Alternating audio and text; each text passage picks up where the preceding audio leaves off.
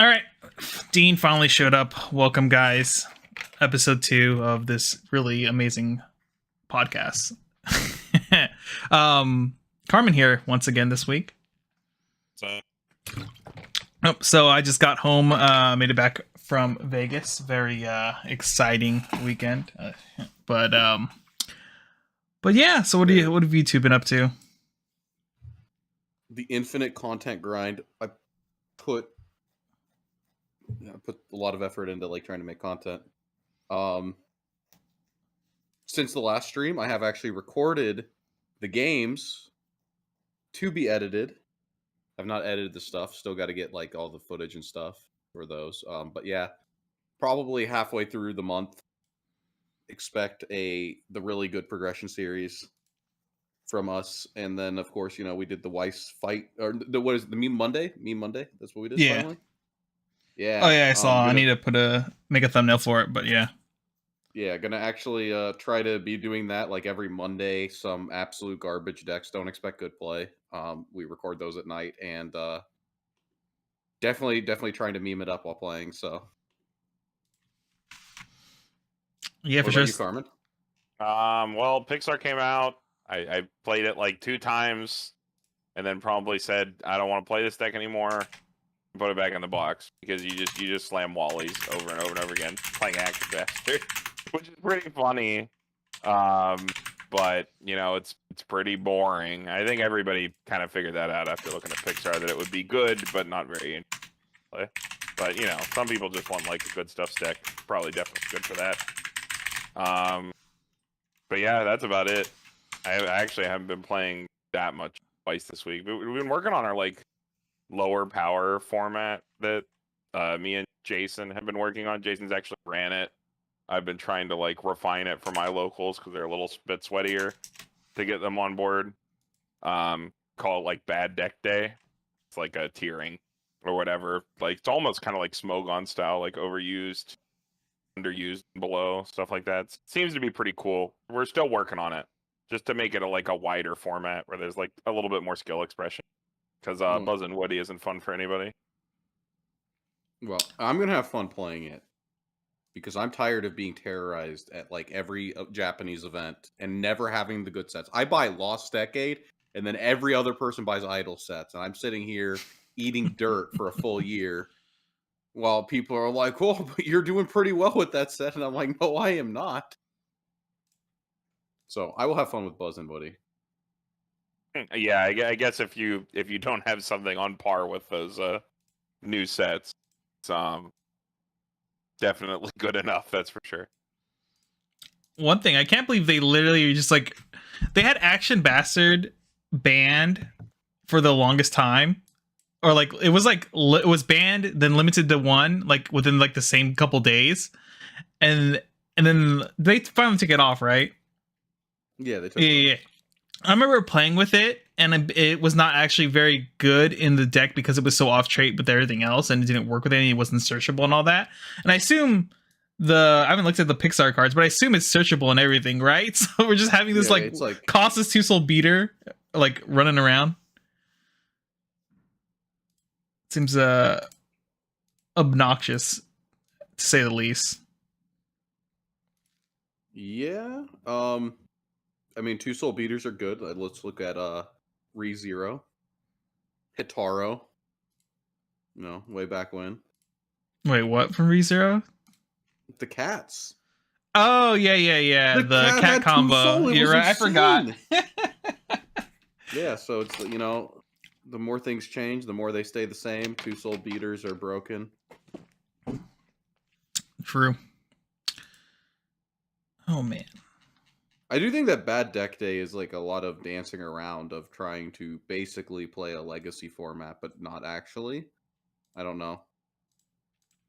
Yeah, it's one of those things. The idea of it seems really cool. Of trying to make a Smogon list where it's overused, used, and so forth, and so you have different tiers of these things can fight each other or whatever. Or we're building decks only in this tier. It just seems very hard to refine over time. It is always really awkward. I know with a small 4 or 5 man locals, when you have a locals that knows what's what. You can just Mhm. say, okay, we're playing jank, and then like people come up with jank. I think when you start getting like into like a weird tier list, I think that's I part of don't. the issue though, like they're having is that like some people are like, look at this deck that's a 1 year old, but no one really plays, but it's really busted in a format where everyone else is like literally playing like actual garbage. And so that's probably why they're creating like Every time I see Goblin Slayer, yeah. every time I see Goblin Slayer, I feel that way.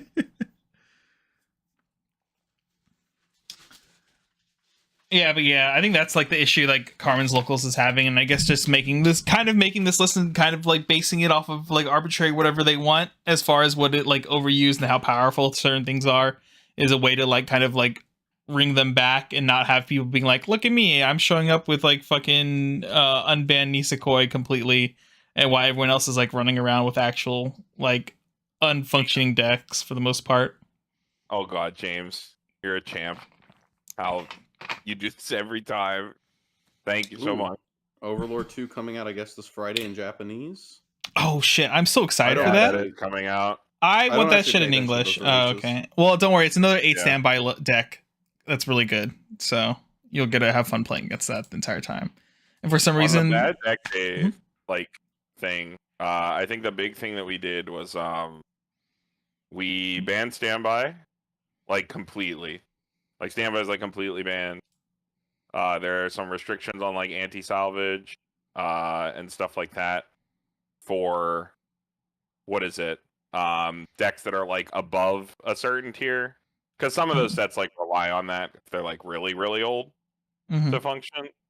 And then the other thing we banned Neg Soul.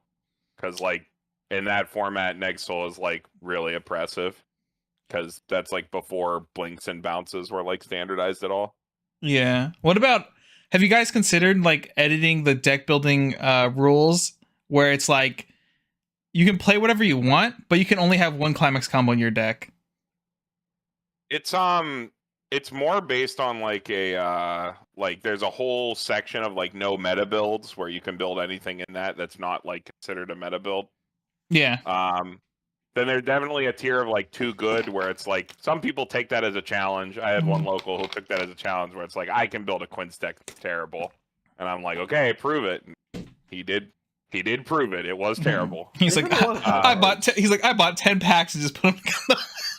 Well, they have a lot of bad cards. Yeah. Like there's a lot of first set stuff. But like Mhm. another thing about the format is like just because it's called bad deck day, right? The decks don't have to be like bad. Like I remember we were talking about it and Dean mentioned like GGO is like the strongest thing in here, and it's like GGO is so strong. I think it's fine for the format to have decks that are strong. If things are truly like too good, then you like rein it in. It's a process. Carmen, I was tempted to play GGO. If I would have went to teams this like regional season, I would have played GGO. I actually had that on my radar of decks that were good enough to bring to a regional. Yeah. I legitimately think 8-gate GGO is cracked. Well, And 8-door GGO is definitely good, but I think in this format where things are wide and there's a lot of different things that can succeed that you can see. You fight against the anti-burn triple EP at 2? That's Yeah. insane. That's insane. The anti-burn always whiffs, let's be honest. That card never works. So Oh, it's cracked.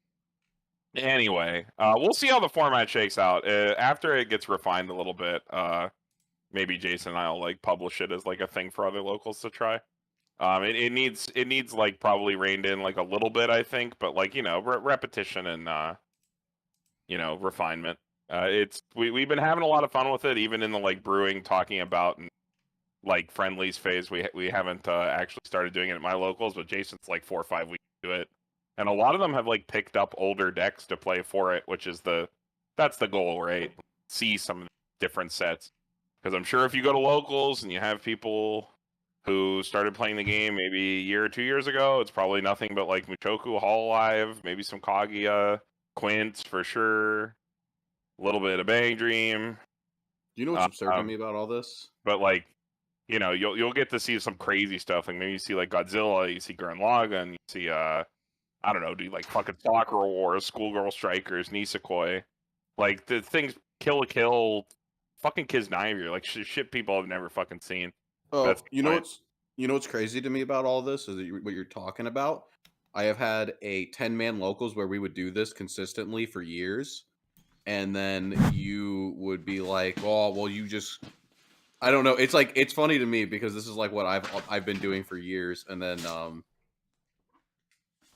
I've never seen this like side where everybody brings meta every week. I show up to locals with dog days at like where everyone's playing new shit, and then like what was it? Our finals were Log Horizon and dog days, and it was in a room with like 8-book Bow Furry and like a bunch of other like newer sets.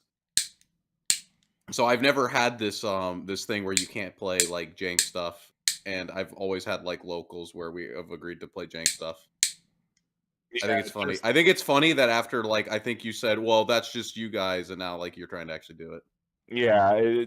My local specifically definitely needs like a document. It needs some list of rules, and it needs a guideline. Like I gave them a guideline. It's like the guideline I gave them was Gurren Lagann. If you are building something in the no meta builds or above like group that we have like 3 groups. We have completely unrestricted, which is like 60% of sets that exist. No meta builds, which is like 40, like probably 35% of sets that exist, and then a 2 good tier, which is like 5%, where it's like, okay, you're playing like literally nothing if you're playing 2 good in there.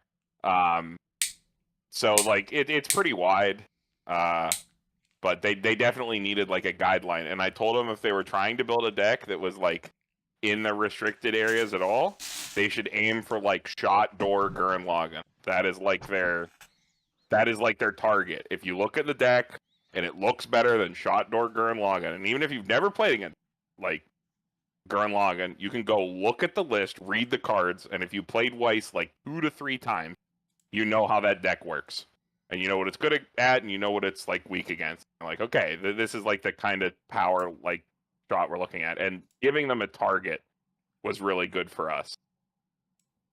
So maybe hopefully that'll rein them in. But we'll see. Again, lots of refinement and repetition to do with it. When it gets to a good enough state, I definitely like to do like a video or something like that, or maybe publish an article about it so that other scenes can try it. Because I think we talked about this last week, as the meta starts to stagnate with these collector sets coming out that don't do a lot for like the meta game, I think people will start to get pretty bored. I am in disbelief still. I don't know. It's just so it's foreign to me. You're like making this tier is foreign to me. I've never met people who can't tell. What? I've just never met people who can't tell, and I've never met people who want to agree to like play lower power decks. I've never seen that. I've never seen that from Weiss players ever. It's about subjectivity. Like we definitely have many locals who will look at a deck like Wind Choice Konosuba with like Seizure and like Elbow Drop and Burn 5, or well, like Burn 5, like Fumio. Oh, and darkness and Seizure shit. Yeah, no. Then you tell them, And- hey, yo, yeah, and it's okay, something you this is- correct as it happens. And they'll say, I guess "This is having the worst deck I own." Well, it creates a bargaining. Like the thing we were trying to avoid with the with making it have actual rules and making there be a list is I don't want to have to do bargaining. I hate bargaining. I play a lot of D&D. That is literally a land of make-believe where there are no winners and losers, and it is just fucking about having fun and collaborative storytelling. And let me tell you, the amount of bargaining and stupid shit that happens between players, and like DMs and stuff like that, that shit is terrible. When it comes to like people coming to a locals where maybe they're buying in, where there's some form of prize support, I just don't want to fucking deal with it, and no one does. So we definitely need to have like something on the books about it, even if it is loose, or people will be, my specific locals will be pretty upset. And I think a lot of locals that are maybe TCG first instead of anime first would be in the same book. Like, because I know a lot of I know a lot of scenes are I know a lot of scenes are anime first for Weiss, because that's just the nature of the game. But my scene, as it stands now, is most certainly TCG first. All of our players have played like multiple card games. But here's the Stuff thing: like is that. being TCG first. If everyone's playing weaker decks, then it's. I don't think that that's like an. Oh man, how to put this? I don't think that asking people to play weaker decks is anti TCG player because you It's not actually have that. more skill expression. I agree, but there's that innate thing in them, right, where they don't want to play something that feels bad. And I have to say, like, look, guys, the power line is lower. These things won't feel bad because there aren't enough things out there to challenge, right? Like, and they're like, no way, I can't bring like Guilty Crown to this locals and have it feel okay. They probably can't. They can't. Like, You can't bring probably Guilty not. Crown. You're so this is the thing that's weird about it is like putting like years on it, like saying like, okay, we're gonna do like a 2018 and earlier, 2019 and earlier, is better than saying like or like agreeing on like a power level. It's just like there's a lot of dancing Yeah, around to get these I power get levels. it. I get And what you're saying, when but you say Guilty Crown, that's never coming out. That's never coming out unless somebody is there to lose, and they could have played that into a meta. I have played into Love Live when they had that 8 standby deck, right? Which one is that, Niji? sure. Yeah, no, I have played Terraformars into that. I have showed up to locals with Terraformars during the 8 standby Niji meta and just lost fucking 3 rounds in a row. Don't care. Okay. Like I don't understand. I don't know. It's so weird because then you hit me with like Guilty Crown. It's like, well, Guilty Crown is as playable the difference in the lower tier. The difference is their mindset is everyone just wants to win. That's the only thing they care about out of the game. Whereas like they're trying to break up the that they just want to win. No, that's what it comes down to. If they're having trouble like figuring out what power level something's supposed to be at, and they're trying to argue about that, it's because like one of the big things to get out of this game, besides like everything else, is that they like to win, and so they want to play the set that they want and win. Right? Are you ready? Are you ready for something too? Are you ready for something? I showed up to locals with Nate. Nate showed up to our locals. We had a bad deck day. I think it was some shitty mob deck. Because it was 4-man, because God forbid that we can get more than 4 people in a locals. I played Steins Gate, standby. Oh, did I have another combo? I forget what the other combo was. It was probably like book. It was like the fucking the Moguro and then like standby. And I lost to Guilty Crown because Guilty Crown's 1/1s were bigger than my standby board from Steins Gate. So I want you to know the standby is okay because Guilty Crown is cracked. Jesus. Okay. I mean, it's a work in progress. But yeah, that list though is going to take so long, and the difference between I think the biggest difference between like a Smogon list and what you guys are trying to do and like with how Weiss is that like Pokemon only releases new Pokemon like once every like fucking 5 years or whatever shit. So the meta doesn't change, or whenever they release a new game, that's when like things get updated, right, for that game or whatever. Whereas Weiss, they're constantly adding more and more and more and more into it. So it's like going to be a much more heavier forever like change of meta, so certain things could suddenly become really really good for no reason, right? Well, there's also a giant thing with like the Pokemon, right? Like there's a giant community, and that the Smogon tiers are always changing, right? Yeah, but I don't think they change as Pokemon move up and down if they prove to be too strong in a particular format, which is what we plan to do. Yeah, but usually doesn't that only significantly happen when a new game gets released? No. Although ours is a lot. Ours is literally just three groups, and it's literally just like if you build something above this, it's gotta be Gurren Lagann or lower. Is your target. So Gurren Lagann was pretty strong. I mean that's what I told people. It's have like you ever played 8-gate Gurren with no level 1s? That's a real deck. I have not played 8-door Gurren. But I've definitely played 8-gate Gurren, which is what is that? Isn't that no, that's the blue deck. That's the blue deck. Now Carmen is out here changing his verbiage. But no, the blue deck, no. I'm talking about the the one where you do all the you just play the 8 gates is what I'm going to call them, doors. Yes, the 8 doors. And you salvage the pieces and you triple merge a 2-0. It's insane. Yes, that's a good deck. Yeah, I mean, Gurren Lagann is the target. I thought that was decent enough because it's not about that. Strong decks can exist in the format, but it's about widening the field. Because even if there's one strong deck in the room, and if it really is that strong and it like wins every week, and like we have multiple people who can say like, okay, seems a little bit whatever, then maybe we make a like, okay, to slightly this specific list slightly too strong for this format, and you move it up, and there's going to be a lot of refinement there to make sure the format's wide, because the idea is to have a wider, more diverse format, because English and JP are becoming nothing but the same lists, same sets over and over and over. But the big thing why we can't do years to answer that is that we have many players who have started playing within the past year or two, and it is not fair to them to say go out and buy a deck or go out and proxy an entire deck that is still like, to have a deck that you plan to actually play for multiple weeks. Even if you proxy it, you're going to try to do a good job. It's not like something like you're going to write a bunch of things on basic lands, put them in sleeves, and be okay with it, because you're probably not, and everybody else in the room is probably not.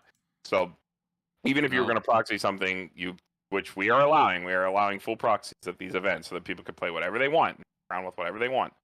Because it's like, just one locals out of like the week or the month or bi-monthly or whatever, however often you want to do it. It's not fair to them who are newer, and you can build things that are legal for this format even in a lot of the newer sets. Like something like Danmachi, if you're not playing like Door Hands or like something super directed, it's probably fine for bad deck day. That set is pretty abysmal. But like, it's just not fair to them who have things from like only have newer sets, because the newer sets are what are cheap, and that's the reason they started playing the game. And just because it's a wider format, can't punish those newer players. So we can't really do things by year, even though we're allowing proxies, because I don't think that's reasonable. So we got to come from a different angle, because I agree, having it just be by year, Dean, would be easy. Maybe it's having perfect. locals that understands. I think that having it's not about understanding. I just explained why it's not about understanding. It's about people who literally don't have these things, and expecting people to proxy something to the level they're comfortable with. No, is not, it's definitely reasonable. like your local should understand what a low power format is. They understand what it is, but we have to support things from newer sets that people would like to play. Does that make sense? Getting me now? I mean, I understand that, but I mean, like, I know that you're putting in the effort to give them the guidelines, but I think it's the fact that like I've never seen a locals where you haven't been able to just. All right, fuck this. This is going around in circles. This has been way too long. Yeah. This has been in circles. Right, I have a different question. Shut up. I have a different question. I was trying to stretch this out because I figured we didn't have anything. Okay, I have a question. So, have you guys? I know Dean has tried this. What about you, Carmen, and your locals? Have you ever tried like trying the standard format for your locals once, or is no one interested in that at all? Not standard. I have to sell this right now. Fuck standard. The coolest format in this game is Pauper Highlander standard. I hate you. Because standard is broken. Standard is too broken, Kit. Pauper with standard is still too broken. Only when you combine all three. That's still way too much to expect people to do for a local. That one is hard, but that is a very rewarding format to play. I can imagine. I think it's weird. I think it's weird that only standard is godless. Maybe like what Dean is doing is really cool, which people will hopefully see very soon. Yes, that was also the coolest Weiss I've ever played. The thing about standard though, I think would be really funny to see it evolve out of locals, is because the first week probably won't be that crazy, but like as one person starts figuring out something or finds some standard deck, other people will start doing it, and then it becomes an arm race arms race to see who can like find the most busted shit in standard. That's why I think it would be fun and funny to do. But also, I don't know about these tournaments you're holding or these formats you're playing in. Are these like paid entry tournaments? Because usually whenever I was at a locals, always. Okay. Usually when I was at locals, it was the fun format was always after the paid tournament, where we'd have like some bullshit rules. Like one thing we used to do all the time was like the Biggest Loser tournament, where we all put a deck into a pile. We roll dice to see what deck we get. And then you got to play until you win. And when you win, you're out of the tournament. And the last person who's lost every single game has to buy ice cream for everyone else, is what we used to do a long time ago. So we do dumb formats like that. Fun, yeah, that format is really fun. Our locals are on weeknights. They're always paid because, you know, it's a way to give back to the store, is the way we look at it. But we do it, we always do our locals by record because Weiss sucks. And your floor is 1 pack. And the buy-in is what, like, it's like $5 to $8 depending on the locals, depending on, you know, what they need to do to keep the lights on, whatever. And the floor is 1 pack, and a pack of Weiss is like what, $4.50 now? When you buy it off the shelf for a single pack. So, you know, you get a pack, about 3 hours of entertainment if it's a 4-rounder. Just because, or, you know, probably more like 2.5. Yeah. So it's a value no matter what. We just try to make it a value because when one locals, I know our one store really likes top heavy prizing because they're a fucking Yu-Gi-Oh store, mainly Yu-Gi-Oh store. They're a pretty prolific Yu-Gi-Oh store in the area, Top Deck. They always started out Weiss with fucking like really top heavy prizing, and we had to like explain to them like, look, this game sucks. You have to have the floor be a little higher, or people will just never want to come and never want to pay in. So yeah, that is it. I think I see some chat right now about like uncommon, common only. I think that'd be cool. Cursed. No, it's cursed. I think, but yeah, I was gonna say there are some sets, especially the sets with multiple releases, where they are just straight better and they bully everything else. I actually hate Quince as a set because it pushes out like all of the fun, the old fun formats that people would do, like a Plopper. Quince is too strong. You look at things like Waifu. Waifu is dominate. You literally can't play Waifu anymore. It's unplayable as a format. I mean, I have one player at my locals, and I love him to death, but he will only play Quince. When we were doing the bad deck day, he's like, I want to play Quince. And I was like, dude, Quince is too strong. You could play literally any other set. And he's like, I want to play Quince. I'll make a bad Quince deck. I have to play Quince. I only will play Quince. If I can't play Quince, I'm not coming. Yeah, well, and like he's the brother of one. I'm just like, okay, I have to figure out a way to support Quince in this format. And like to his credit, he came up with a deck that's completely within the guidelines and the rules. Probably underpowered for sure, but like, you know, there are people like that, and you have to let them.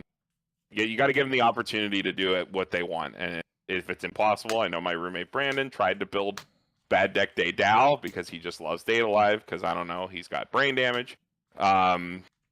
Love you, Brandon. He's on the other side of the wall. Like, he's just like, I can't fucking do it. Like, I give up. Like, he literally gave up trying to build a bad deck because we all know Dow is really high card quality. So it was really hard. With the Time Machine level 1's probably pretty dog. Well, we were talking about that. I said that's only bad combo. What else do you do? There's also the Karumi. There's the stock charging Karumi. I have sleeved that. I have sleeved some of these cards, and I can tell you there's some bad Dow decks. Exodia Quince would most certainly be too strong for the format, yeah. No? Exodia Quince is pretty canned and like decent with the right support. We're talking about a format where like Gurren Lagann is like a really good deck, and when the 2/1s come down, you're like tearing your hair out because that card's really good. To give you an idea, that is like what we're going for here. Okay, well, can we get off of this like that format? Can we get off of that? Yeah, and anything else? I just want to talk about it because it is one of the only things in Weiss right now that brings me any amount of joy as a player because I don't like either format right now. Who doesn't like this game right now, but I'm going to make infinite content. I got Bunny Girl the 2020 set releasing in 2022. And my God, I have sleeved up 2 decks now for Bunny Girl set 2. That is the worst set. I cannot believe this set was released. I can't get Psychono because for some reason, everyone on TCG Player is buying out every single card and telling me that it's $30 or it's like $20 for Ricky or something absurd for like a dead on arrival set that's going to be dead on arrival when set 2 comes out. And even when set 3 comes out, will probably also be dead. So we have this like F tier deck that's coming out that you have to buy 3 boosters for, and people think their playsets should be worth more when you have to buy 3 playsets. I think the funny thing about that is like the cards from set 1 that are like going to be worth anything all get reprinted in set 3 with like a lot of them too with better art. But the thing is, right now these people are buying them out continuously. You see the gaming all night event where it's like somebody bought like 400 copies. Never buy that card, by the way. Let those people rot on their dead card for their dead set, because like fuck people who do buyouts.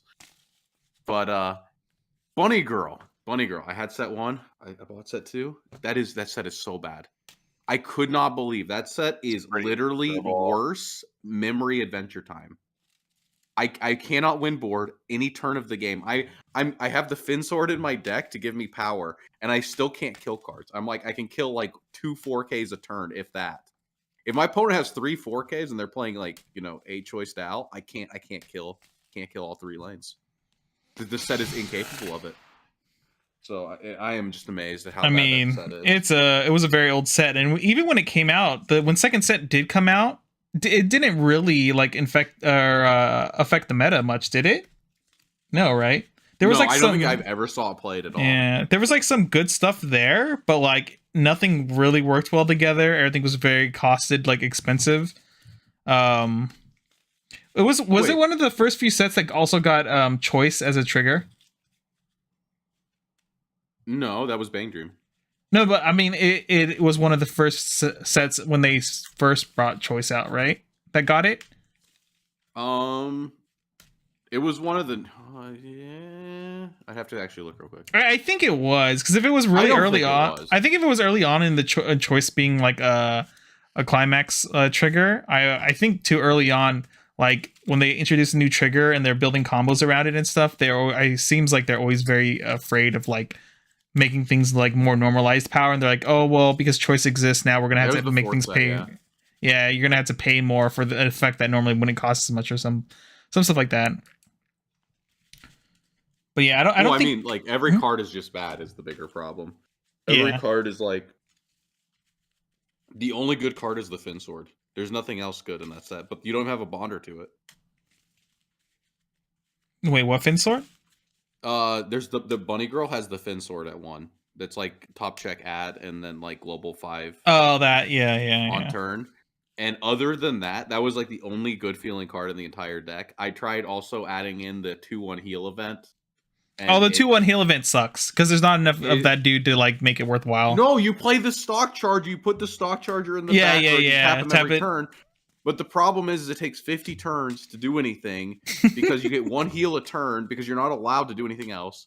MVP of the deck with high event counts is the Clock Search Brainstorm. That's been my MVP. But other than that, I don't know. The set feels terrible.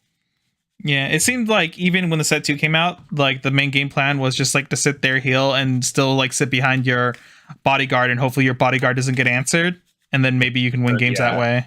Yeah. After a while, they literally just went back to standby for Albuta. That was really funny. I saw a lot of my choice into like the Nautica choice or the Shoko Pants before, and then like a week after that, it was just back to like standby good stuff again. And I was like, oh, okay, well, I guess it just didn't do anything.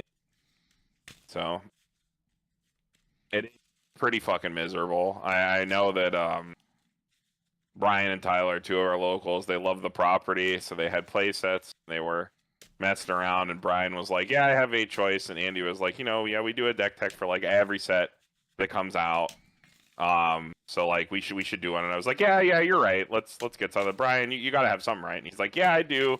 I've been working on it, but like fair warning, like it's not like very good. I was like, it's okay. We could talk about it, whatever. it's still miserable. Like we had some comments about ways you could probably improve it, but like it's still miserable. I think it was funny when you said Notica is lethal -1. Just That can't happened kill twice. anybody- No, just it happened can't twice. kill anybody with it, yeah. One opponent had a 1-card deck at 2/6, so I need to stick 7 damage. It dealt 6 damage. Triple Like, Notica dealt 6 damage. It's He funny. ate 2 swings for 3, and then he canceled 3 times on a single Notica. And I went, It's wow, like a insane. bad it's such a bad Musashi deck because you run a bloated amount of ones. I mean, then the and idea is that zeros, you well, the idea is that 1s and 2s are good. I guess the numbers aren't Sure. terrible, but like the fact that you have like no way to get open lanes, the top check is nice. I like that part. there is a bouncer you could play from the previous set that's in red, but like no, you barely you have the can't stock. add. Yeah, I was gonna say you do not have the resources. Yeah, it's definitely not worse than vanilla Psychono, that's for sure. Stocks okay. Well, I see, but who can get Psychono because people think that's a $300 playset or $250 playset or something absurd. You had to have gotten a case. Like I was gonna pick up Psychono stuff on release just because I would like to have the unbanned Psychono deck playable as something I could whip out for friendly. I loved playing that deck. Just play Adventure Time. Like, it does the same thing. There's so Um, many random memory decks that like do the same thing.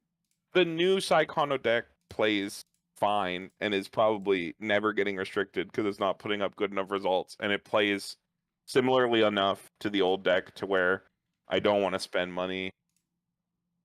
I don't want to spend money getting it again now that it's like you said, $300, $350 playset. Pretty unfortunate. I hope 7 Deadly Sins 2. I saw that chat. I hope 7 Deadly Sins 2 is good. I'm gonna be really pissed if it's like set 2 is like almost only works with itself. There's no way they're gonna do that, right? I'll be so fucking mad. I would hope not, but what can you do? I mean, AOT was a really good like additional like support, but those cards were not made by English Road, so this is the first time they're improving a set that they have made. It makes me uneasy. We know the one Meliodas that the Rico, which it's still a good card, but it was the SP. We know that that's not a double rare because it's card number 6. Yellow would not have 6 double rares. But the Elizabeth is, if that combo is a double combo, I think it's about on the right power line. It's about on the right power line for what is coming out in English for like after it. But if it is just a single combo where it's a double rare on placement of a brainstorm salvage, don't think things are gonna look pretty good. But I hope there's something good in 7 Deadly Sins 2. I would be over the moon if that set becomes good. That would be awesome. Need Hendrickson support, right, Dean? We do. I think set 1 is like that's not even a funny combo. That deck's just like actually good. I mean, yeah, it's fine. What is it like? Wait. You understand that Million Life plays the top end that's stack a card burn 4, and that has like that deals like 10 plus damage, right? Hendrickson looks at top and leaves it there or mills it. Stacking a card is actually worse than looking at the top card of the deck. So Hendrickson for 7 stock and having a full hand at beginning of turn has better reach than Million Live. So I like Hendrickson is non-ironically an insane fucking card. Only thing they need is a better mid game. Yeah. That's all they need. Diane is not enough. Diane is not enough. They have a great 0, and their finisher is actually crap. Hendrickson is actually a fucking insane card. It's not a funny card. It's an insane card. It's very efficient. I won't call it insane, but it is a very efficient. It's really gross. It's gonna kill you from like 2-4 if it starts seeing play. You're gonna be at 2-4. You're gonna fucking die. Triple Hendrickson killed people and died to Hendrickson from mid-level 2. That is it's a good card. That is a good card. Like I think my current 7 Deadly Sins list that I have is like just door pants good stuff, and deck feels fine. I mean the zeros carry that deck. Zeros are good. The zeros are good. I just took out all level 2s and just played 3 early play healers or 4 early play healers, and then I just just dirtle. I think the worst thing is the fact you have to dirtle. I think actually more than even a level 2 game, which would be nice. I think it would be more important if you could get some form of what are we looking for here? Some form of like stock charging. Charging would be nice, yeah. Just to get a little bit extra stock without like expending resources, and some form of clock plus. That like I know they have 3 Rickies in the set, but maybe I some don't like way the of- hawk. I play the green. Play the green Diane, the +2 Ricky that everybody forget exists in that set. That card's pretty good for that deck because your zeros work so well, they're pretty scalable that you don't really care what you add off of it. But if you're playing, what is it, Elaine level 1, like your combo's pretty simple anyway. You just get the I'm a big fan of the Elaine because you get the bond for free. You get No. a 1 or 2 of that. I never put that in the deck. The bond felt so bad. It's like so low impact and needs a reverse. I mean, it's an off finisher team, free. It's not an off finisher and it's not free. What do you mean? It's free to include. It's free to include, but it's not free to play. Sure, whatever. And it's not even an off finisher. You have to commit a climax, so it's like it replaces your finisher. Sure. I think it's really bad. I think the bond is not ironically a terrible card. I I have played quite a bit of 7 Deadly Sins, and every time I had the bond in the deck, I thought this card is unplayable. I'm not getting in another loop again with you. Okay. Okay. What is it about Psychono? Yeah. The set 3 Psychono is definitely rated highly. I was more so talking about the weekly results that Kevin posts. It's still mostly nothing but D-side and Quints. So because of the way Bushiroad bans with rep, I think Psychono is pretty safe from bans, just due to representation. Deck's definitely good. Big fan of that one. But yeah, well, hopefully for English, Chainsaw Man is nice. 7 Deadly Sin 2 is nice. Avatar is nice. We can only hope, can only pray that those sets are up to par with Quint's movie. Because currently, I don't want to buy anything with Quint's movie on the horizon because none of the current releases change anything, and I don't have to buy anything till movie comes out, which is kind of a bad situation to be in as a player, to not be incentivized to buy any product. But you know, collectors will pad their pockets, and they still want those sets. Gotta get them cereals. When is this movie even? They haven't announced a date, right? So it could be upwards of a year. It could be almost an entire year till the movie comes out. Yeah, I am guessing mid 2020. Can't wait for it to see it release early 2023 somehow. I mean, that's like what they're aiming for, right? There's no way it's not going to be like by March. Early to, I think it's like mid to April. Master Duel for Weiss. We have Weiss Fight. That's what I'm using. I'm using Weiss Fight. I'm gonna have Weiss Fight videos out. It's gonna be so bad. I'm like looking at the actual I'm looking at my footage when I'm cutting it, and I just go, ooh, that's a little rougher than I thought. Weiss Fight is Fight is a labor. It's a labor of love for free by community members. I do the database work for it. I didn't do the development for it. I love the sound effects. They're so. Yeah. There's definitely no way that they weren't laughing about that. Oh yeah. I remember when the developer put those in. They were like, I put in these cool sound effects, try it out, and I was like, these are fucking hilarious.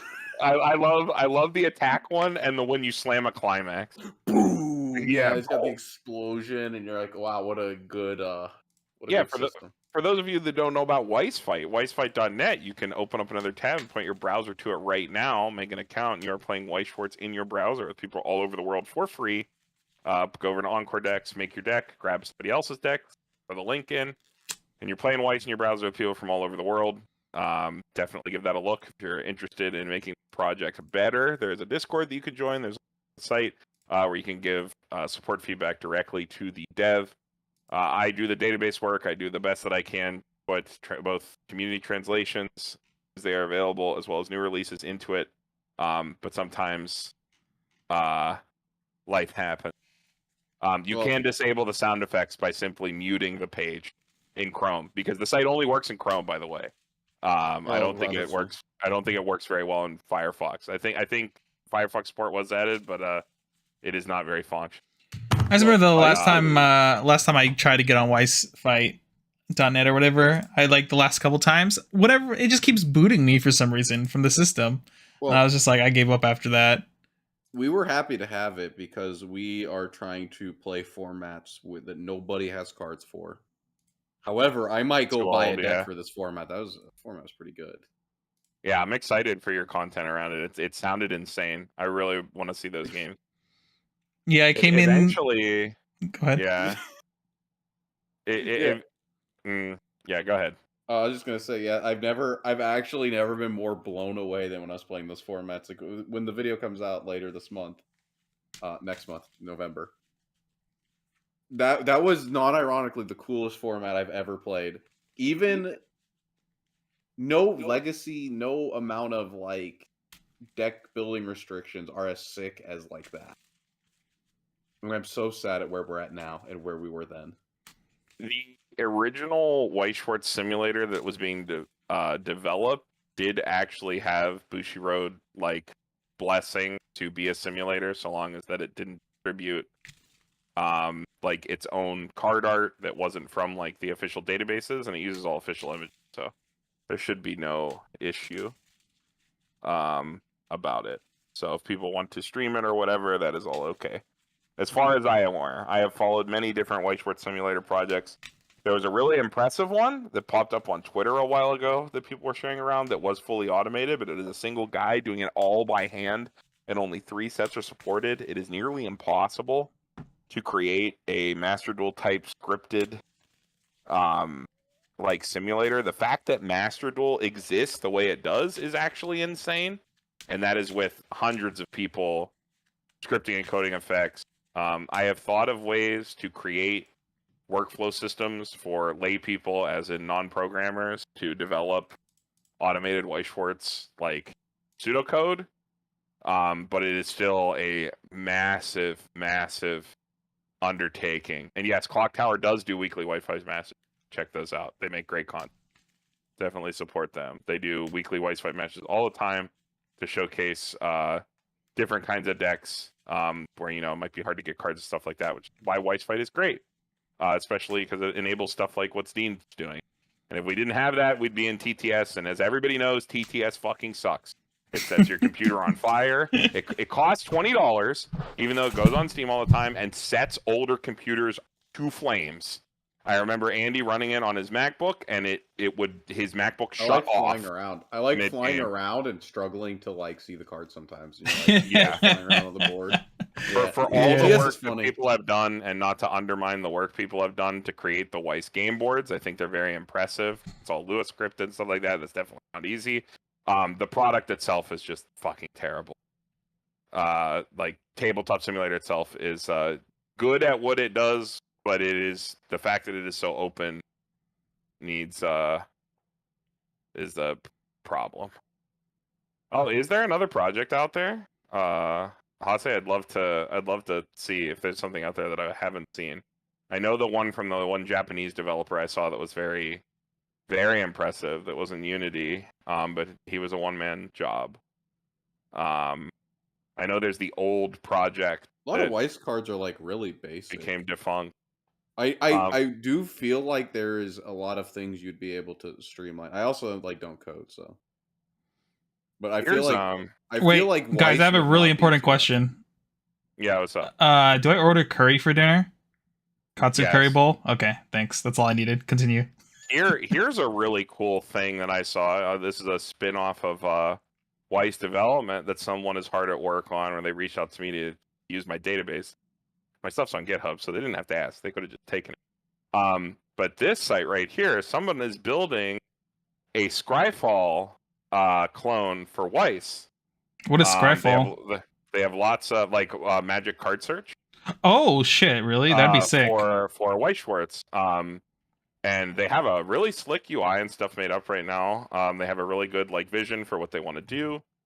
They also have like direct links to like hard data. where you Carmen, can- their shit is broken. I typed in gate and I get blue jeans. What the fuck? Shut the fuck up, dude. Please. I am on a crusade for correct terminology, and I know you think it's Listen, funny. I can't use and their you search. think it doesn't matter. I know you think it's funny and you think it doesn't matter, but it's important. You should make it so when people type in gate, you should have it auto say, "Do you mean door?" And in the lookup system. But yeah, anyway. Door doesn't work either because you got to put comeback. Oh, they're Not actually with using the U. comeback. That's one I will never use. Comeback. I will gladly use door and stuff to represent the red door. Developer for this Limelight application also has a GitHub issues page where if you're interested in filing bug reports and improving the project, definitely help them out. They are very passionate about what they do. I can tell already. So definitely give that a look. Interesting. Nice. All right, I have another big question for you guys. Did any of you play Marvel Snap at all? No, right? No. I fucking hate you guys. I am married to Shadowverse, and that's why I will continue to do content on it. Never Legend expect that in to disappear. Hearthstone. Oh, I saw that. I Congratulations. I reinstalled Hearthstone. I played the Dust game that I play when I reinstall Hearthstone like once a year, where I dust wild stuff, and try to play the game. It was really hard this time. I built one deck that was like the unequivocal tier 0 first imp block, and I literally fucking autopiloted all the fucking way to Legend. It was so goddamn easy. I think I had like a 75% win rate all the way to the top. Like it was disgusting. That game is beyond broken. I got to Legend and then uninstalled it again, and I said, "Yep, this game's beyond saving." And I went back to Master Duel. Well, maybe you should come to Shadowverse, the actual good game. Dude, okay, Shadowverse was funny, Dean, but that game is just as broken. All right, Yeah, come really? come to Marvel Snap. It's a game that Ben Brode is helped designing, I guess. So it must be bad. So come with me. Play this really shitty mobile card game. I don't know. I've never had your problem with Shadowverse, so What I think it's Shadowverse is just called fucking syndrome. memes the entire time. yeah, I think it's a lot less broken than he's saying, but that's fine. Wait. Yeah, I hope everyone watches the Shadowverse content. By the way, you make me feel happy. Oh, speaking of that we need too, to watch- I'm uploading the ones I forgot to upload when I was gone this weekend tonight, and so they should be releasing this week. Now, sadly, I don't think anyone cares about those. I know, but It's I'm pretty uploading rough. Yeah, nobody cares about Shadowverse Evolve, Shadowverse the digital. I like also making content for it because they have the replay thing, so I can choose my 2 or 3 best 2 games usually because I want to keep it under 10 minutes. So I throw up a deck, talk about it for a second, and then I hit the replay button, and you get to see 2 games of the deck, and the video's 10 minutes, and I think that's watchable. I think that's watchable content, and that's important. yeah, I mean having the replay function is like really helps in doing that stuff. I'm just gonna be. I think this entire week I'm gonna be grinding a lot of Marvel Snap because I think their ladder ends in a week, and I'm about to hit their Legend, their equivalent of Legend in that game, to Hearthstone or whatever, which is Infinity or Infinite or whatever. So I will probably be grinding that, and I'll try cutting up games and stuff and making some content for that for people who care about Marvel Snap. The game's actually like a lot of fun if you haven't tried it yet, Carmen. It's very like free to play friendly too, which is nice. I heard that. That's what Tanner was saying.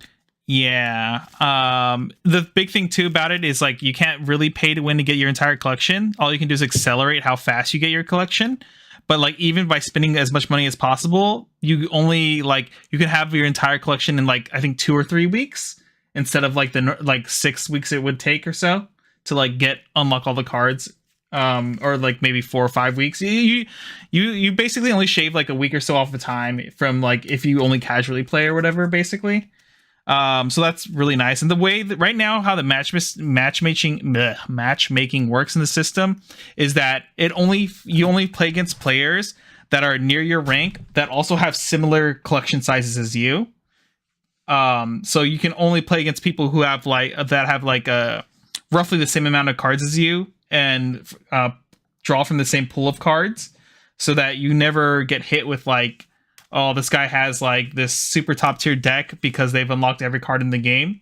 you won't hit that for quite some time. You don't start hitting that until you get really high in the ranks, and then like they can't really help you as much. But the earlier ranks and getting into the game is very like a very controlled environment, and they slowly give you more cards, and your opponent, you end up playing against once you get more cards, and your opponents start having more cards, and you run into new cards, which makes the game kind of fun.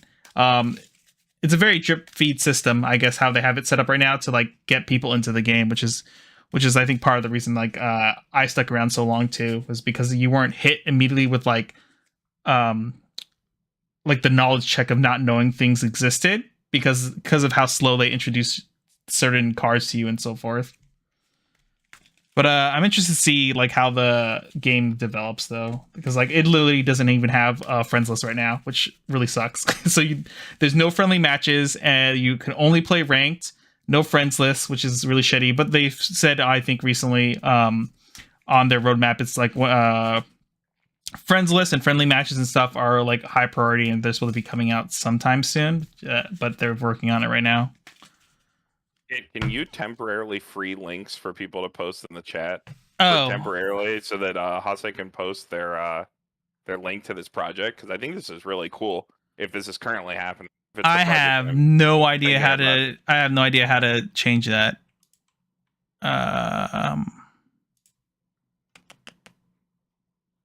Because I would love to share that around, because that is a project worth blasting out and contributing to. And if it's out there, more people need to know about it.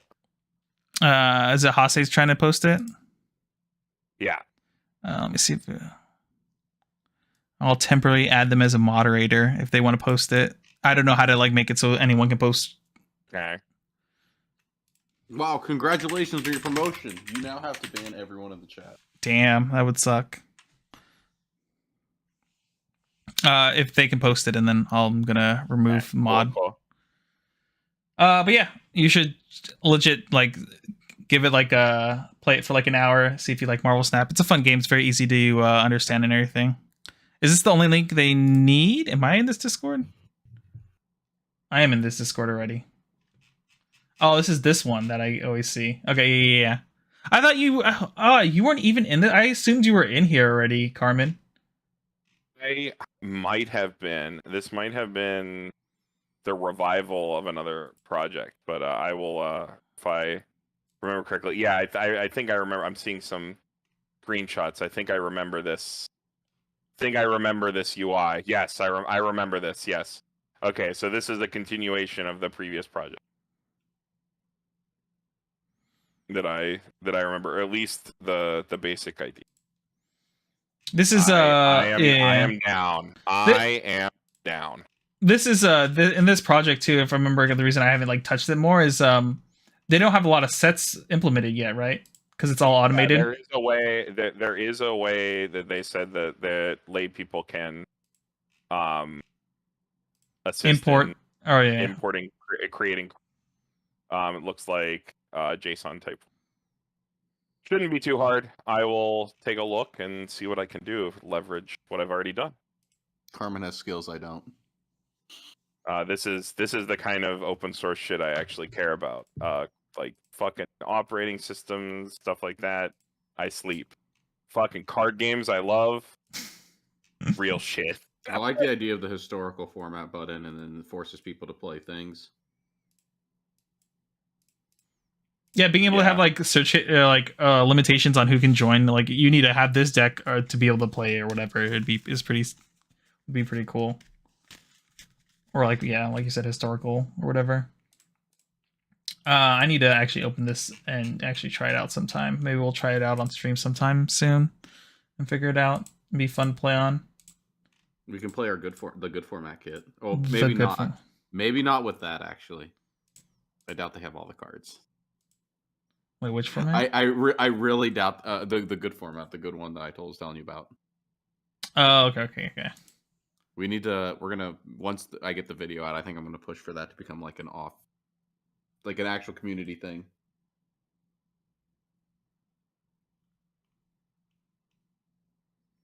Mm-hmm. All right. Okay, and then what is it here? Oh wait. Yeah, I'll definitely sell me. Sell me on Shadowverse mobile again, Dean. Should I actually play it again? I don't want to have any physical cards anymore for reasons that are very obvious to people that know what happened to me. But that shit is unbelievably like sucks a lot. Digital Shadowverse currently on that kid or no? What's up?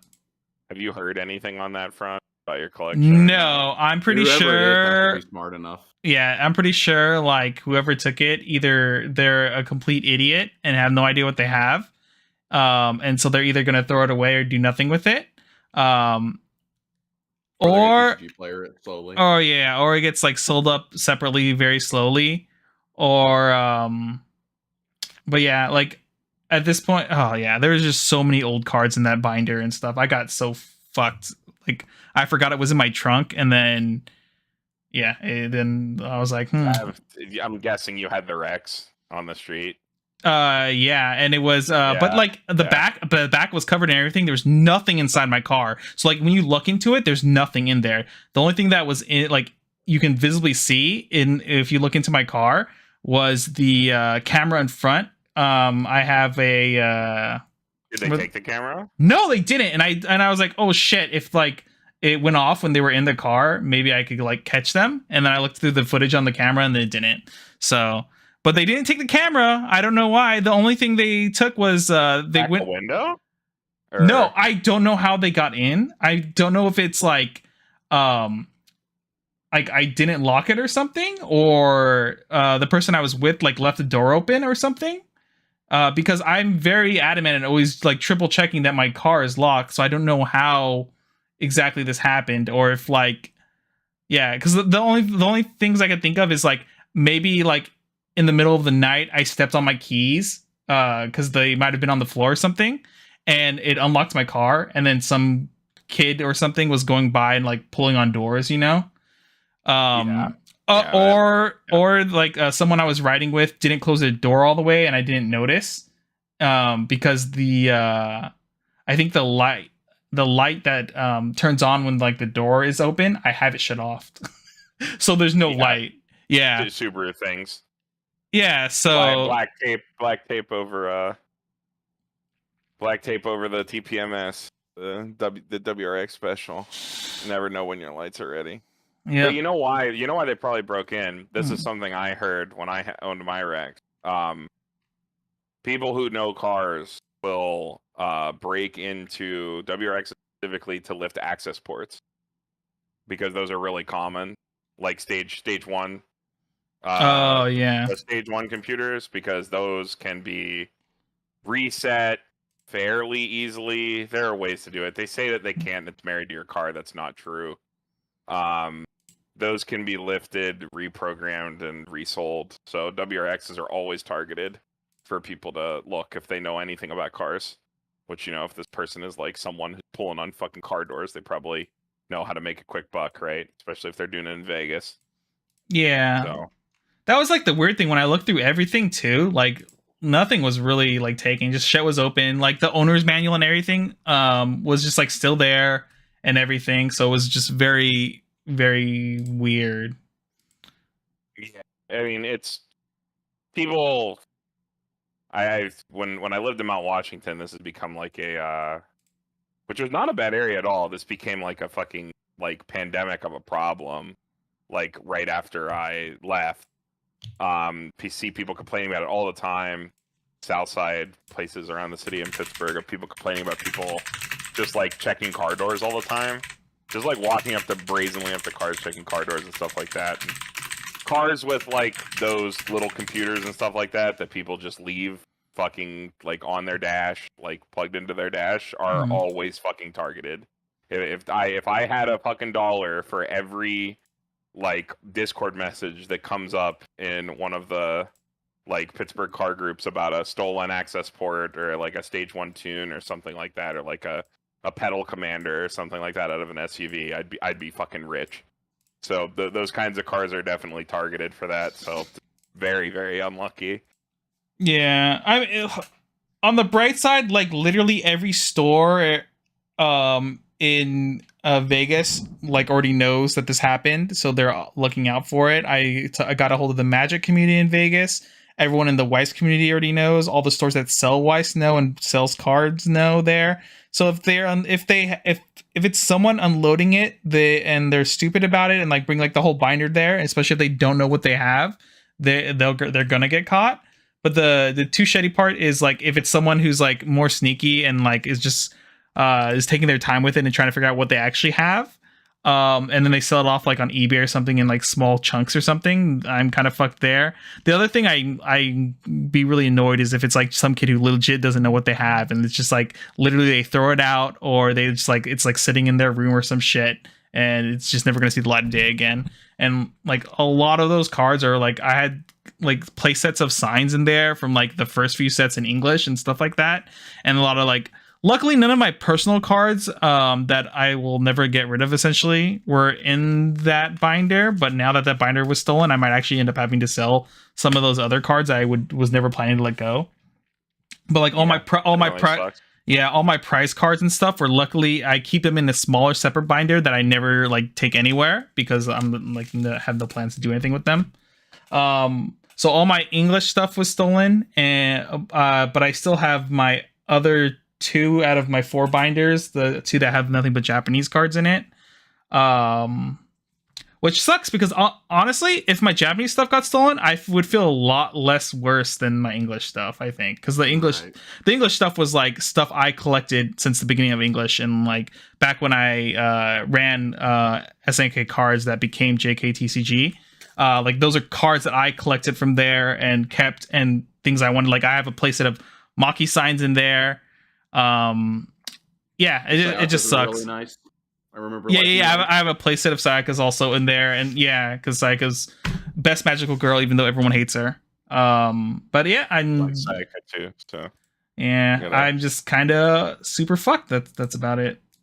But yeah, you once sold on Shadowverse, the greatest game ever. Wait, let me absolutely. Real quick.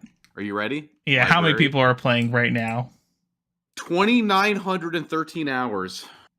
Is my game time on Shadowverse. Okay, so boom, we already know you have every 3 months a new format. So the game is always evolving, but not like Weiss where it's every 2 weeks, which is I think really egregious.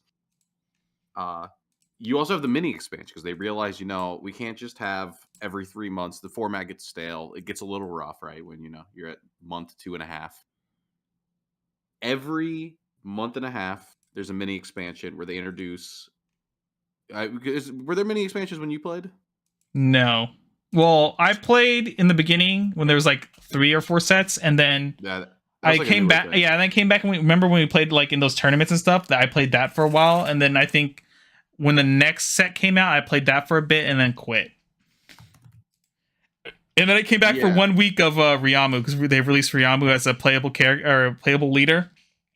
Unfortunately, she's in the one craft I hate the most, Haven. So Haven is funny right now. They have a crystallized Haven deck. I did put out a video of like showing that off, where like you just get like 5 amulets, and then for some reason your entire board gets stormed when you play down this 1-drop. How do you have 5 amulets on a board that can only hold 5 cards? Oh no, it's really gross. There's like the new Skullfane that like has accelerate for 1 to reduce the countdown of amulet by 1, but if you make the amulet cost 0, Skullfane comes back to hand. And if you've played Skullfane 5 times, its cost gets reduced by 4 at the end of turn. So after 2 turns, he costs 0. And his come and play is 4 damage to the entire enemy board, 4 damage enemy leader, heal 4, pop all of your amulets. Oh, it's a really gross deck. It's I think the game is like in an okay spot. There's like 1 deck that's a little bit stronger than the others, and then there's like 3 or 4 decks that are in the same tier after. There's like a tier 2. There's like 3 to 4 different decks, and they're all like somewhat viable. But the meta's always changing. Of course, they look at actual data and try to keep it a little bit balanced. We don't have any tier puppets or artifacts is probably the closest thing to tier 0 right now, but is it the portal? Is that the portal stuff? Portal as a whole is a mistake because like they're like, oh, look at all the things we couldn't do with physical cards, and then you're like, wow, these cards kind of aren't okay, but understandable. And yeah, is it a place to shill alternative? I mean, I think this is going to be our second thing that I try to promote on the channel. So we're going to be Weiss. We're going to have a lot of Weiss stuff coming out. I really do want from Carmen Stream says locals. The problem is I don't have locals. I would like to see Hanson or Dan or somebody please just like put a camera at your locals or something. Because I can do Meme Mondays, I can do this little series, but man, Weiss content is hard to produce. You got to give up your phone for 3 hours, which is what I volunteer to do. Phone cameras are so good. I use a program on Android. I'm sure there's something for there is well, called, what is it? It's called Prism Live Studio. It's free. It puts like a stupid little ad at the end of your video. But that's Prism, not the problem. And that's fine. Like, well, I'm saying you can just point a phone at it. It's not hard. Well, the problem is like I don't even have anyone to play Weiss with half of the time. Yeah. I'm saying it's like it would be easy hard. for anybody in our group that has a locals to point a camera at it. What I use, I can give you the setup. It is a Amazon mic stand. I think it costs $10. And then you get an adapter for it, which is another $10 that holds a phone. And then everybody has like a battery bank for their phone. You plug your phone in the battery bank, ask for your LGS's Wi-Fi. They'll give it to you because it's free advertising. Ask your LGS if they have store playmats that they'd like you to use to advertise their store while you stream. Why this isn't for me though? No, I'm just saying in general for anybody. It's a $20 setup that uses your phone that you already have. You just have to not use your phone for the duration of your locals, which should be fine. I also think that like just pure locals is. I know there's people that like because it's Weiss games, but we just point our camera at our locals because it is easy gameplay content for people to watch, and people like gameplay. We have minimal interaction with the chat too, which is always nice. People passing by the camera during game. I like more of stuff like the Meme Mondays thing now, where we're going to be playing absolute like garbage into each other, and then I also what is it? Halloween special Spooky Million Live. Yeah, that was funny. I had to put all of the cards that were like spooky themed. I'm like, oh, she's got an outfit on. It's like, oh, this is a gate support. Insane. Man, I feel that the comment from Stock Swap, the glare at LGS is a nightmare. Well, if you have an iPhone, so like I have like a bunch of old iPhones for my job, and I just imaged one of those, like just come like factory reset, and I have it clear. Those things have really good light adjustment on them. So yeah, the way that I always do it, you find a place in your LGS where one of the lights is behind your camera. And then what's good about the mic stand with the phone setup, if your camera isn't too heavy, you can do this with any camera. If you can put it up high enough, because card games fortunately have the luxury where anything between 90 degrees like straight down and an isometric angle is fine. You can usually find something as long as you have light source behind it, or relatively behind it within that like angle where you can find something where cards have minimal glare. Depending on people's sleeves and stuff like that, it can be hard, but we just do the best we can. But that was what worked for me.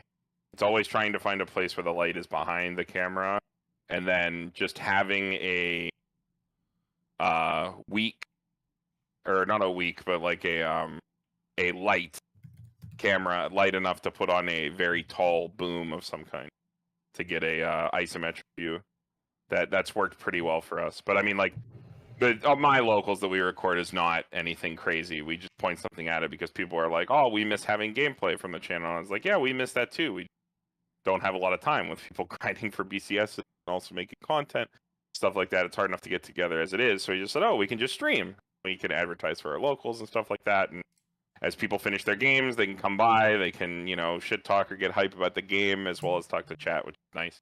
And people have really enjoyed it. So hopefully we can get somebody to do that. I don't know what Dan's local situation is like. Kid, I know that you play fairly often. I don't know if you have a spare phone or something like that. Play fairly often, dude. I barely play now. But I mean, it sounds like he's becoming a Shadowverse player. I can if I start going to locals regularly, I'll talk to the owners and stuff about doing it. There's this locals I kind of go to, is called Perfect Rares in Artesia here in California.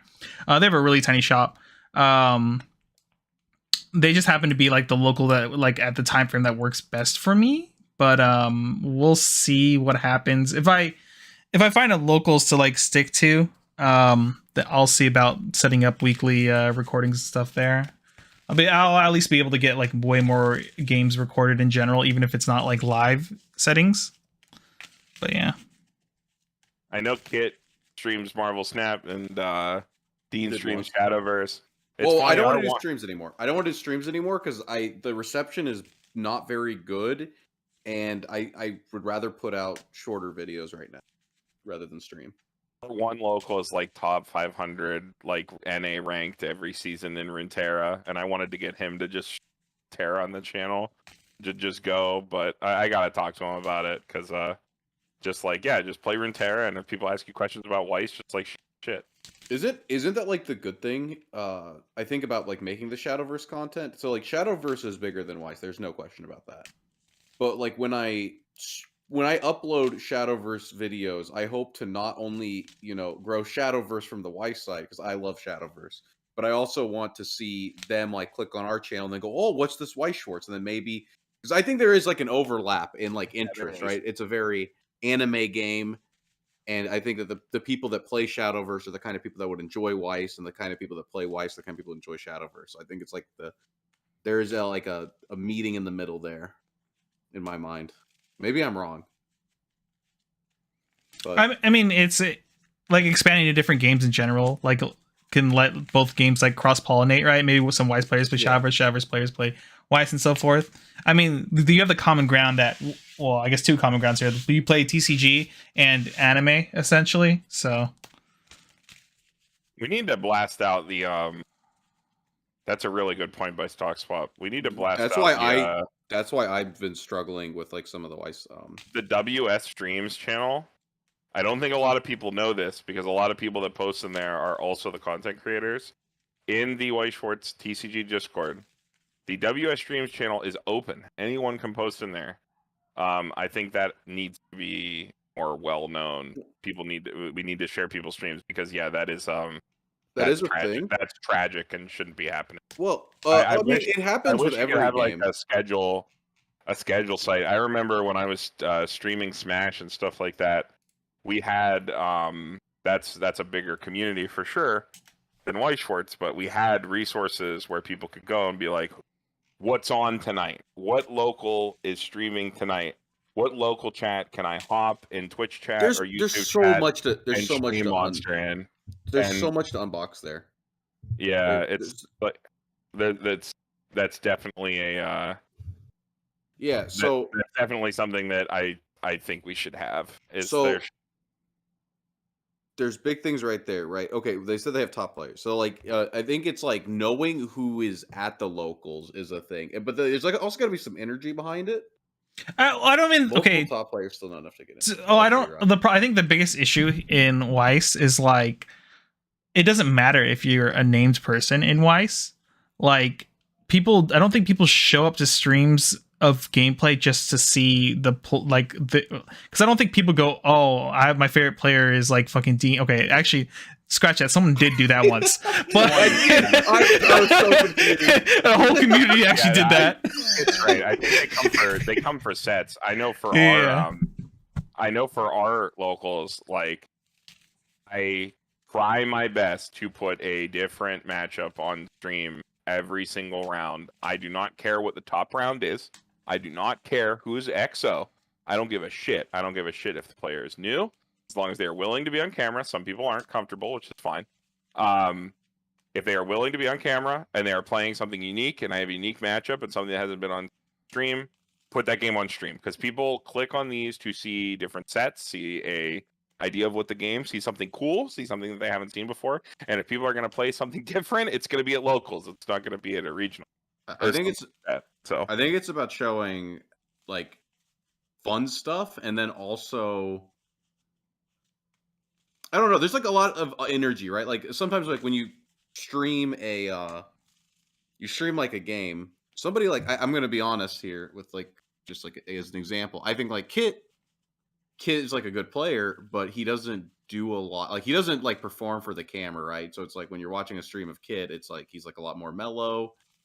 as a player. When I'm on stream a little bit, I try to get the bants going. Yeah, it's bit. like, but like if you imagine like a Smash thing, you have like the announcers like, oh man, he's going in, and like you got like shouting, and it's like there's a lot of energy there, and like when you stream locals, like even if your players are good, if they're just kind of like playing, it doesn't get as many people, right? It doesn't get as many people because you want to know why? Unless you have a dedicated setup at a specific local where that setup is set for commentary, where people whose games are done or someone that has the buy, if you have an odd number of players, can commentate the game and talk to chat, because that is what the FGC scene does. That is what the Smash scene does. And that is why Stream Monsters exist. And you would sit there and watch a different Melee local every single night of every week, because you would hop in chat with the same people that you were in chat with for the different locals, for a different state, for a different college or something like that. And you would be shooting the shit with the commentator in the chat, because it's a fucking locals. Nobody cares. It's not about actually commentating the game. It's about hanging out, because they do this shit every week. Yeah, so that's why. That's the difference. For Weiss, that is the difference. For Weiss, it's almost impossible. I have thought about setting up, because I have all the equipment. I have thousands and thousands of dollars worth of collected stream equipment from when I streamed Smash, because that is just a dark hole of a hobby to be like streaming video.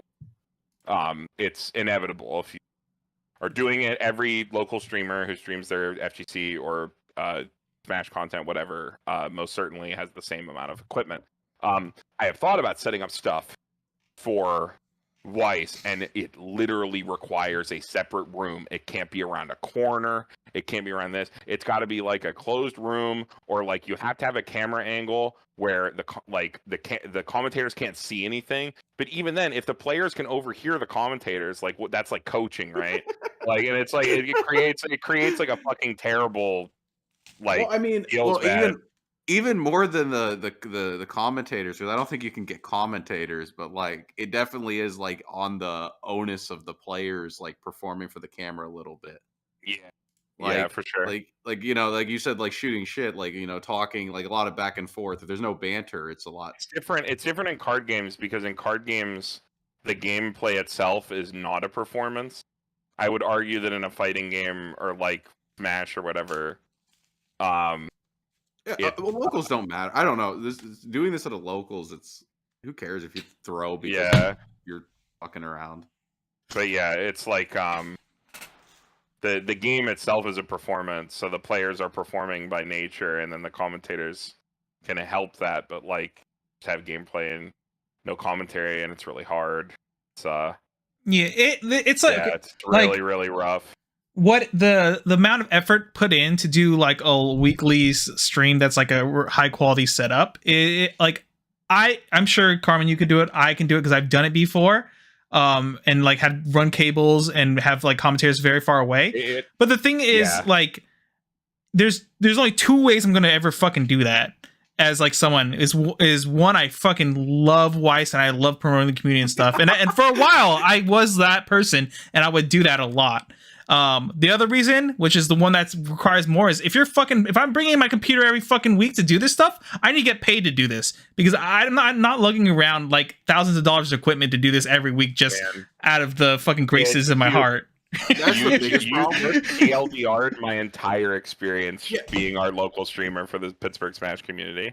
You literally just summed up my entire experience. That's been my problem with like so like there's content that I wish looked a little bit better, but then I look at like, Weiss as a whole, and like even though I want to get like more community people in, it's like you said, it's like sometimes you just look at how much effort it's going to take to like go like bring all the stuff in, and you're just like, man, that's a lot of money, that's a lot of time, and is it really worth?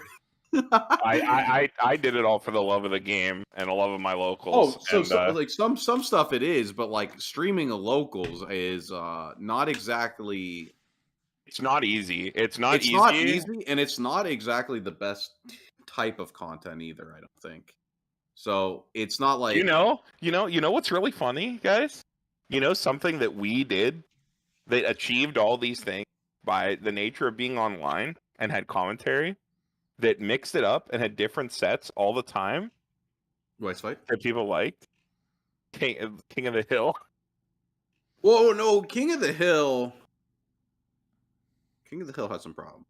I don't want to talk about this King of the Hill problems. I thought King of the Hill was a great idea. It's just really hard to be consistent when we had it on a Friday, which is, you know, people have lives, people do things. It's hard for the King to be like, yeah, I'll be available Friday next week, as they like look and see that's like, you know, their friend's birthday party or something. They're like, oh shit, like I'm not gonna skip that to play Weiss in front of my computer. Yeah, like, you know, yeah. That was the hard thing. But we did. I do think we successfully achieved our goal with that, which was to show off people throughout our community who might not be well known to get some games in. And yes, we did have gap weeks where we couldn't have people on, and we had to rotate some of our own people in, which was inevitable. But we did get some weeks where we had awesome challengers. Shout outs to the ReZero run, the ReZero hero. But you know, dude, ReZero went on such a tear. That was pretty insane. That was insane. Dude, it was the waifu power, man. That man loves Amelia. A high quality card game stream. You know who did one, and they're insane. They have the highest quality Weiss Schwarz I've ever seen. That what is it? Was it Weiss Schwarz Academy? The people that make the insane deck text with the insane editing. They did the one on Psychono. I can't remember the name of that channel because they never upload. Their uploads are so infrequent. So they had a live stream. They had a live stream with like card effects would pop up. It was animated. They had overlays like I used to do for Smash cards, and they had dual commentary. It was incredible. Oh, I know what you're talking about. I remember seeing that. That shit was good. Yeah. Well, there's a lot of Japanese people who do some editing. I mean, this game is far bigger in Japan than it is anywhere in the West. Oh, yeah. If you were a top player in Japan, people know you. Whereas I think in like one of the most successful players in Weiss in the English side of the game, like fucking no one really knows who Clinton is. Well, like, maybe if he was a little more egotistical, but he's humble. I mean, it doesn't matter because all the Japanese players are very humble as well. Usually, they're not out there fucking jerking themselves off until they get sponsored by like stores to play. Wow. But like, I think we have a lot of new faces, right? And it's like when you get into the game, like people knew Clinton. There's no way, right? No, there are lots of people who play this game who don't even fucking know who Clinton is. Yet Clinton is probably but like people outside of like Riaz. No, even when I moved to the Chicago area, I didn't know who the fuck Clinton was. I was just like, there's another person I gotta beat that just plays the game. You're like, why is it hard? Yeah, a little, yeah. But monster. Yeah, but I mean, like in other card games, like the company will like promote like the tournament scene more and their players because that's like what's like drives people to keep playing the game, right? That's what Magic did for a long time. So they have a fucking player hall of fame and shit like that, right? Whereas actually I think they removed player hall of fame, but I mean, like even if you're a player who doesn't make content or do anything, but the fact that your name keeps popping up in top 8 lists should like make you recognizable in that sense. Whereas in Weiss, like sometimes I play against someone who I didn't even know like topped 8 like 5 times, and I play against them. I'm like, okay, good game or whatever, and I move on to my next match. And then like 2 weeks later, I find out, oh, this guy like actually topped like 4 times in a row, like last whatever thing, right? Where I don't know, it just like player names or anything like that don't even matter in this community. I don't know if it's like a community problem, or it's more of like the head company just doesn't do shit for the competitive scene. Schwarz is anime first. Yeah. And that isn't the bigger thing like also like our tournament scenes are kind of small and like our community is kind of small, so not as many people look at the tournament results. I guess that's like kind of the problem, right? People look at like decks, I guess, and not names. It's not consumed to the level that every content creator talks about. Like, you know what I mean?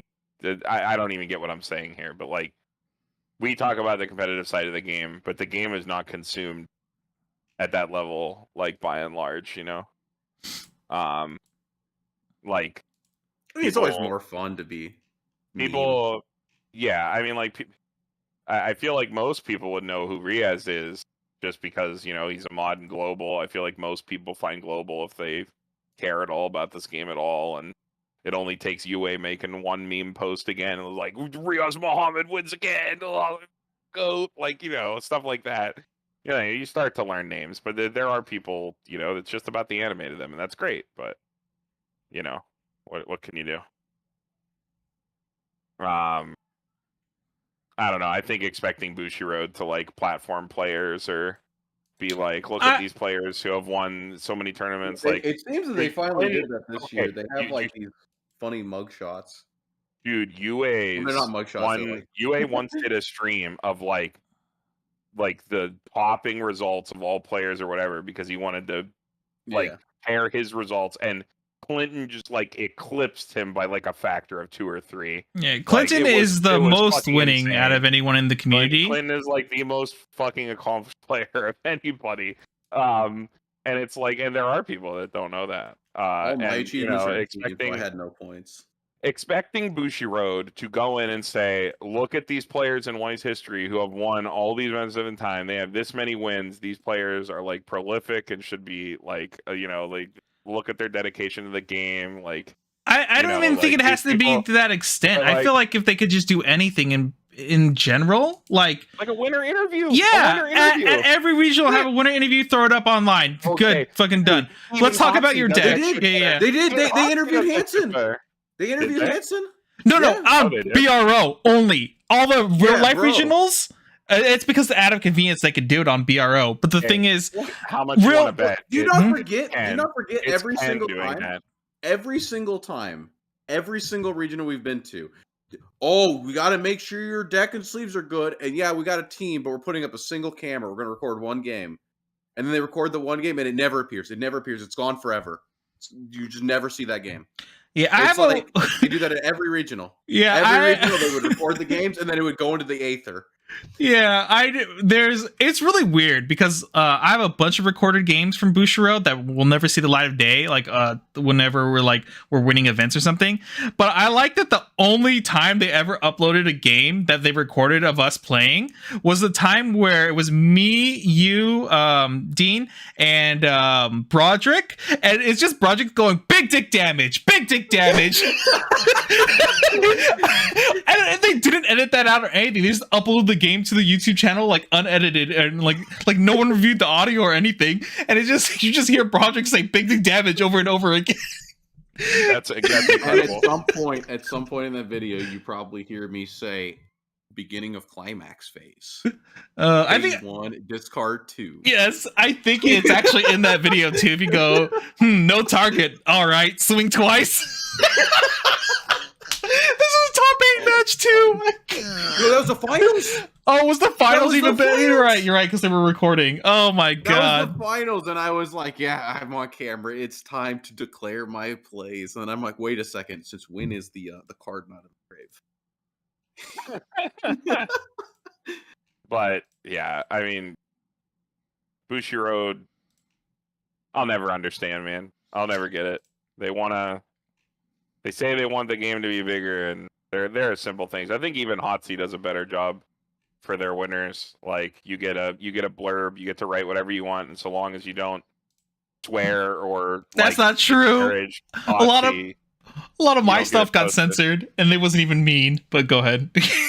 Yeah, I mean, like you get to write something about your experience, about your deck.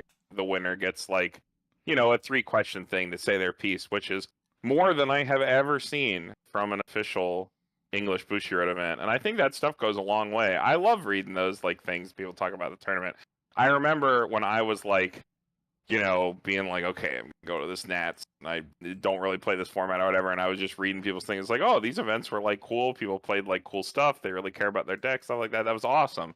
And I wish they would do anything like that for English. I wish they would do like Pokemon or Yu-Gi-Oh, where their tournaments are. They have like the little streamer table. I mean, I think that part would be hard, right? Because they do get these like random hotel things, so it's a little hard to have like a little stream venue. But they have a stream table, and then after the round, they interview the person who won the round. Not even like who won the game. Like, right? It's this guy could go and like 3-11 at the end of the day, but like he was 3-0 at this point. and he gets like a little interview. That stuff's cool, and we'll So- never have that. So I what think can you? I don't know what it What do you is. say? I think from being in other card game communities and then playing in Weiss, as far as their like competitive scenes go and stuff, is that I've been to like bigger Magic events and smaller Magic events, and I just don't know if it's the people who organize stuff for Bushiroad in It's like the definitely Western that. field. Yeah, it's so It's different. definitely Like that. going to these events and there's no side events, no nothing extra going on for everyone else there. If people remember, well, I guess maybe because of the whole COVID thing, but before we used to at least have like side event free play where if you played in the side events, you would get free shit. I don't know when did they stop doing that? Was it right after like COVID and stuff? Worlds apparently this They year. always had that, but it was LA, always but- not. Always felt like it wasn't supported in a good way. It's really weird too because like if I compare like a Japanese ran Weiss regional to like the American one, or I guess most I can only say about North America because those are the only places I've been to. I don't know what EU's like, but or even Australia, but the Japanese events were like man. always fun. Even if you showed up to the event not playing in the main event, they always had other stuff going on. It was more of like an actual like I don't know how to describe it, but it was just like a thing where if you play this card game and you show up there, you'll have stuff to do all day until the venue closes. Yeah. Whereas I think at these regionals, like if you don't show up for the regional, and you have nothing else to do or anything, which also sucks. I don't know. It's like weird situation. Go. It's funny you bring up EU though. The stuff that's happening to them is tragic. Yeah, that stuff's so bad. It's I unbelievable. so It's was that such a slap in the face, dude. They have a 120 person cap. No. That's for the entire venue, but they're having 3 That's for the tournaments. venue. That's for the entire venue. But they get 120 person cap. Weiss only gets 50. Vanguard gets 70. And like, they really don't have any data to back up that like it shouldn't just be 60-60. It's kind of a slap in the face. Also, wasn't the in general? I might have read this wrong, but did the venue like double or triple book like other companies there? So because I heard there was a Magic event happening also. Sure. Yeah. I'm not exactly sure what is going on, but I know they're getting screwed, and it extra sucks because this one in Belgium, the one that's being restricted, is the only one that is not in a ridiculous location, from what I understand, where it was very hard for people throughout the EU to attend these other regionals due to where they were. They were kind of out in the middle of nowhere, hard to get to. This is one of the only ones, as far as I know. I'm going to say one of the only because I'm not exactly sure. And this one is easy to get to, and it's capped. And Weiss gets an additional cap on top of it, which only 10 people, but like still, like apparently the prospective attendance for Weiss at this event was over 100 because it was easier to get to. Oh, I thought it was. I mean, EU's had like smaller regionals across the board. I thought it was like They have 80. I thought it was this like 80. season, but a lot of it has been due to them being hard to get to. From what I've heard from EU players, I'm just saying what I've heard. It is really unfortunate for them. Sorry to all you EU players. That really sucks. But I mean, it's more of the same. Bushiroad. Ooh. Yeah, Bushiroad has disappointed me a lot this year in more ways than one, in a lot of different ways. don't they always? Mainly this judge PR. Oh, You're never getting your judge PR, dude. You're fine. I'm gonna, one day it's gonna be like 2023 in like the middle of the year. I'm gonna get a judge promo, and it's not gonna be Homura, and I'm gonna be so upset when they send me like a Chainsaw Man PR or something, and I like shit my pants. that's what it's gonna be, and I'm gonna be so upset when it happens if it ever happens. Dude, you're never getting it. The story is April of 2021. I judged for Bushiroad, and I have not received my judge promo. That's the story, and there have been a lot of emails. There's been a lot of emails with Bushiroad, and there's been a lot of not receiving the judge promo. So, it's been April of 2021, so we're on, Yeah, April of 2021. What is that? How many months is that? 16? 16 months? Yeah. Going on 17? 17 months of quiet, nothing. No, they gave me Vanguard promos. I've never judged Vanguard. I'm not a judge for Vanguard. Remember when Ting judged Vanguard and they gave him a Weiss promo, and then the next day they told him he had to give it back? That shit was hilarious. Was it Ting? No, I didn't. No, I never hear about that one. But yeah, like Maybe oh it my wasn't God. Ting. Maybe it I've was someone been else. so- But yeah, it was really so funny. upset about this. And this is not only the first time this has happened. When I won my Kurumis for the thing, right? It Yeah. took our store like 5 months to get us the Kurumis because Bushiro kept trying to tell them like things like, "Oh, the Kurumis don't exist." So I myself have not been too happy with Bushiro, but I Well, wonder who. that just Or- creates an even bigger problem because if it wasn't for people like you or Simu giving up their ability to play in the event to judge, I don't know if y'all remember. I'm sure you do. Way back when, I mean, we've even heard some crazy judge stories. Oh, you're right. Tell us, It is Riley. Riley was the one that did that. Sorry, go ahead. About the way that these judges judge the events that don't know Weiss. We had an idea for a skit recently where people would be playing a game and there would be someone who literally just had a card written in Sharpie on the sleeve on the back, and this is a climax. Their opponent calls judge. A judge comes over and goes, I'm thinking about this. I have a ruling in mind. I need to talk to the head judge. They come back and they say, no, that's fine. Let it go.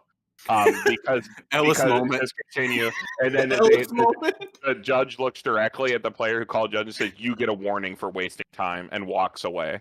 And Ellis that's the end of moment. the skit. Because that, more often than not, if you've been to these events and Simu's not the judge, or someone who's good is not the judge, who's a known person, that is what happens at these events sometimes.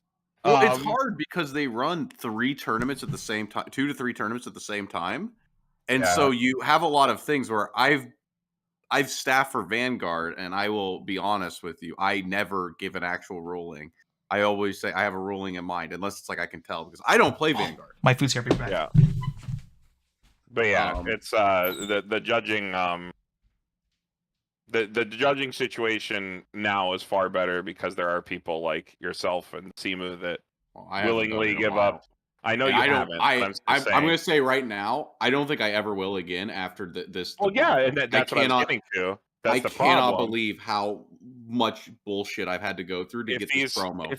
If our judges are this like under, I don't even want to say compensated, like under rewarded for effectively giving up their chance to compete, because you have to be a good player to be a good judge with the way Weiss works for the most part, or not a good player, but you have to understand. You got to know the rules. You have to have a deep understanding of the rules, which more often than not makes you a better than average player. To give up your chance to compete at all to instead judge is a big. That's a big thing to ask somebody to give up. I don't mind. But when there's no reward, right? Where there's literally no incentive, and people just get screwed over and screwed over and screwed over. Then we end up with the judge that lets the marked climax go through, right? Yeah, well, it's also more of like the. Listen, my favorite compensation. It's just like the amount of like stonewalling I've had happen for this has been. It's been like this thing where it's not like so much of like the compensation. I mean, if they would have been like, oh, when you judge this, you get nothing. Like it's like, okay, I still would have probably done it. Like. Or like, I guess like I probably would have done it for nothing, but like, you know, if it's just the pay and nothing else, or you get a box, I probably would have done it. But it's like when they're like, oh yeah, you're gonna get this promo, but you're never gonna get this promo. We're just never gonna give it to you ever. And it's just been like, you know, forever of dealing with emails, no responses, and I go, damn, as a company, I cannot believe. You know what happened with Pokemon? Didn't get a promo for showing up to the regional because they said they didn't get them in the mail. I've waited a month. I emailed the company because I'm like, hey, what's going on with that? Get a response within 2 days. Wow, sounds like they're a competent company. Yeah, it's like insane. It's insane because like I have where it took me 5 months to get the first response from Bushiro. And I don't even care if they hate me for this, but that's been my experience and it's been pretty dog shit. But It's okay. My experience with judges, I think this is part of the issue is oh, the actual judges themselves. Mine was with the company. The judges is like yeah. Well, I mean, a lot of this stuff stems from the fact that the company seems very hands off with its community. Like, I don't even know if Bushiroad has a community manager for like English, like an actual community manager that does something. Maybe they have someone in name as a community manager, but that person clearly does nothing. What's it called? But my favorite judge thing that happened to me was the one where I called judge because my opponent, I forgot what my opponent was doing. They did something where like I couldn't confirm how much stock or anything was, and I wanted a ruling on it. Judge comes, and I didn't like the ruling. I said I like to appeal the head judge just to make sure that this is done correctly. And the guy said I am the head judge, even though he wasn't the head judge, and then like basically said, "So you're fucked." And I was like, "Oh, that's great." And so I just scooped up and left. That I was really pissed because shortly after that, the actual head judge came up to me and said, "Did you ask for a head judge earlier?" And they're like, I don't know why that judge didn't come and get me, but like they were supposed to come get me, and it was really fucking shitty. I hated that happened. It was such bullshit. My favorite ones are what was happening to Ellis, where like his opponent had like marked cards and all kinds of other things. Oh, is this the guy that top checked and then burned? Yeah, like no. He revealed his trigger, and then after seeing his trigger, declared his on-attack burn, and then the judge says, "Yep, I'll allow that. No shuffle." With the Subaru that needs a top check, yeah. Yeah, it was hearing the judge calls blatant cheating, yeah. Yeah, I remember there was a guy, and Andy never lets this one down. He calls him Toilet Guy. The toilet guy cheat, who did literally that, but he did it all tournament with toilet, where he that's powerful. Where he just went, oh, trigger character. Oh, wait, no, that was my toilet. Go to hand trigger.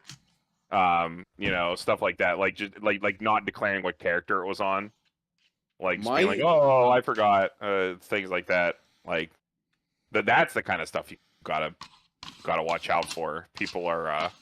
I can't believe people would fucking cheat at Weiss fucking free entry. I've seen some unbelievable things. There's been like tournaments I've been to. I didn't call judges on these because I was like a newer player at the time, but I've been to like Weiss tournaments where I've had people pull their deck out of a deck box and then refuse to shuffle it, and I was like, what the hell's going on?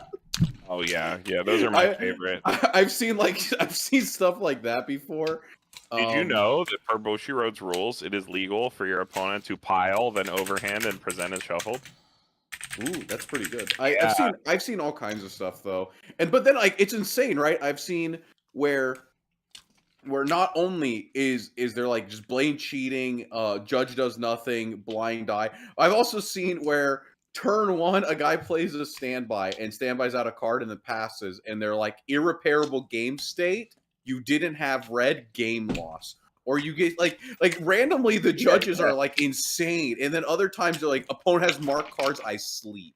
And it's nuts. And it's just like, wow, can we have like just a normal tournament experience? Can we have like literally any amount of consistency in what is happening? No, of course not. I remember I called a judge because someone had marked cards, or marked sleeves technically. You remember that? And the guy got mad. No, he didn't get DQ'd. The guy got mad because the judge made him switch sleeves.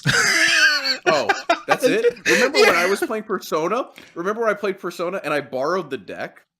And it was like round 5, and my opponent is like 3-2, and I'm like 1-4. I'm like, I cannot lose this game.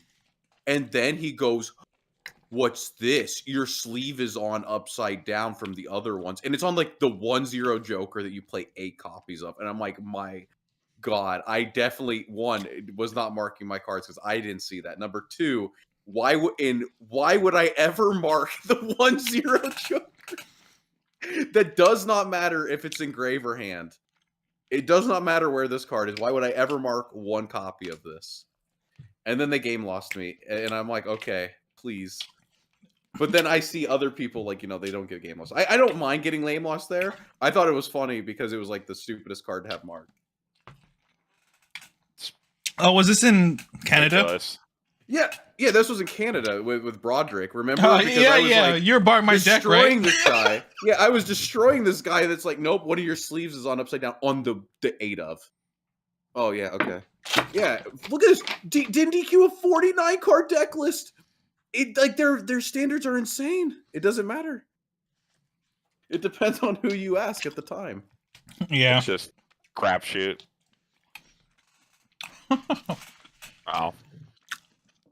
Do you have any other topics that we'd like to burningly address? Kit, I know Kit has a raid. I'm sure that he has. I have no raid. You know why? Because fucking Square Enix put their servers on maintenance tonight, so I can't go raid with my group. So I'm here doing extra content, and by extra content, I mean like we're probably done here. Yeah. I don't have anything else really to talk about. I guess I'll ask one last question for the stream because I'm getting ready to record like at least the Meme Mondays for quite a while.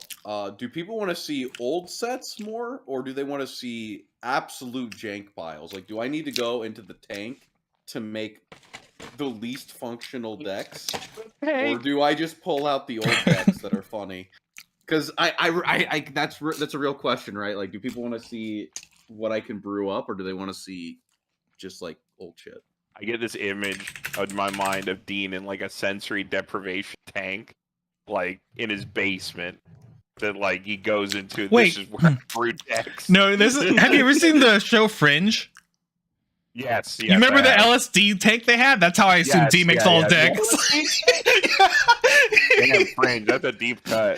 That show went off the rails. That show was good at the beginning. That show was super good, and then the last couple seasons was like, what the fuck is going on, dude? Like absolutely, like what the actual fuck is happening. I should go back and rewatch it. Dude, but I can play Gigant, but like that was CW, right? All the CW shows go off the rails. Was it CW? And they die. Dude, Maybe. I don't even believe it's CW. That show was too good in the beginning to be CW. That first episode took me. Was Fox. It had to be Fox. Fringe TV series, IMDb, blah blah blah. I think the biggest problem with my Gigant is one of the sleeves split, but I don't know where Network. they are. Yeah, it was Fox Network. That deck is triple sleeved. Who made it? I know J.J. Abrams did the music. Oh, it's created by J.J. Abrams. Of course it was. That makes so much sense now. Hertzman, yeah. Okay. Yeah, got some Star Trek blood in the show. Maybe that's why it started so strong. That show definitely went off the fucking rails. I barely remember what the fuck happened at the end of that shit. But that was a good show. Does anybody have any other burning Weiss topic? What do we talk about this stream? We talked about Bad Deck Day. We talked about judges. Talked about Shadowverse being the greatest game ever. Shadowverse. Download. It's free on Steam. When you download it, you get 100 packs for free. It's great. You also get a deck for the meta. Go download it. And then watch my videos. Click on the videos. Hit the like button. Craft Portal. It's broken. Portal puppets. Yep. I don't think there's anything else to talk about. This entire week I'll probably be streaming almost every day. I don't know if it'll always be on this channel, but I will be streaming either here on or at Twitch, or maybe I'll go back and forth. Mostly Snap, because I need to finish out the ladder before the reset and before they ruin the game by introducing more cards. When I get Pixar in, I have some pretty good ideas. There will be some content on the channel about Pixar, but it might not be what people expect. It might be. It depends. Those who know, Wally, dude. Action Bastard strong. You just loop Wally. That's the deck. Every Pixar deck you play Wally, you're dead. Well, you'll know when you know. Yeah. I saw the dual laner list is what Japan is playing right now. They're playing like Pants Book or Book. I don't care about the actual cards. I know you don't. Wait, they're playing Book Pants? What dual laner? The Luca dual laner. It's like a mill 4 and a stock charge. If you dual lane. Oh wait, this is in Pixar. Yeah, and they play the Nemo. I haven't read the cards yet. It's like it mills your opponent for 20, and nice. then you look at your opponent's top 2, and you scry one to the bottom, and you keep one on top. That hard counters a Gaunt Shooter when it has an 8-card deck. Yeah, what happens if you have to mill 22 cards? You get just multiple instances. You get multiple instances of refresh damage, then, right? Broken. It's basically the same as playing against the Buzz and Woody. You're right. Cousin Woody is so funny. Like I said, I played 2 games of Pixar, and I'm like, I don't want to play this. I think I'm playing like Fate tomorrow. I'm not even bringing it to local. All right. I think that kind of wraps That's everything it. up. Yep. Yeah. We'll see you next week when we talk shit again about how much we hate Weiss and how it's a bad game. And then we'll be back once again. I love Weiss Schwarz. What are you talking about? Dude, I love our the love anime. only grows as much as we hate the game. All right. Yeah.